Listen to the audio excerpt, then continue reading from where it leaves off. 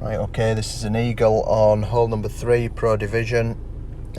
Really straightforward hole, but there's a little trick to the second shot that'll make it easier. First thing I'm doing here is I'm just looking at the wind angles, and I'm imagining where my ball's going to land and looking at the wind angle I would have on the second shot. But I decided to go up the left because it'll be not far off a straight headwind. So I'm applying maximum top spin, which I think is 6 bars with a Thor 5. Just take a driver that's something like an Apocalypse or an Extra Mile level 6 is going to be absolutely fine. I'm adjusting maximum distance plus 10 with 0 curl, max top, max left spin with a Thor 5. And what you want to do is you want to get really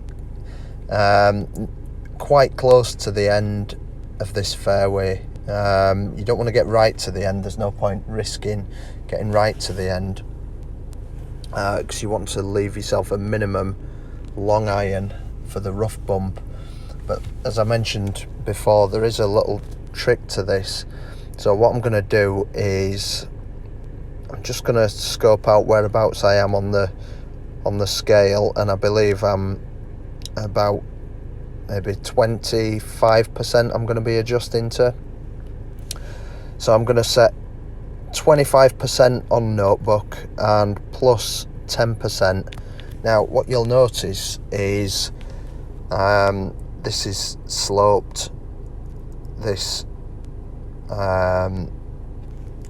sort of rock face, it's sloped. So if you set up too far down around here and then adjust up to here, you're adjusting up to a higher plane, which will change the trajectory of your ball, and that always messes people up, and you'll end up just sliding by the left or just sliding by the right because you're changing your trajectory, and you won't get an accurate read.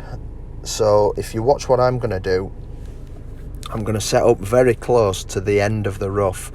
And the reason I'm doing that is that I'm on the same plane now as where I'm going to pull to. So you'll notice that this bit here is on the same plane as this, whereas if I was setting up here, it's on a lower trajectory. So if I adjust up to here, I'm adjusting up to a higher trajectory, which is gonna really mess with the flight of the ball. So I'm just playing guide through the hole, plus 10% at 25% on the slider on notebook, but do set up close to that, close to the rough, the edge of the rough, and make sure that you are very accurate.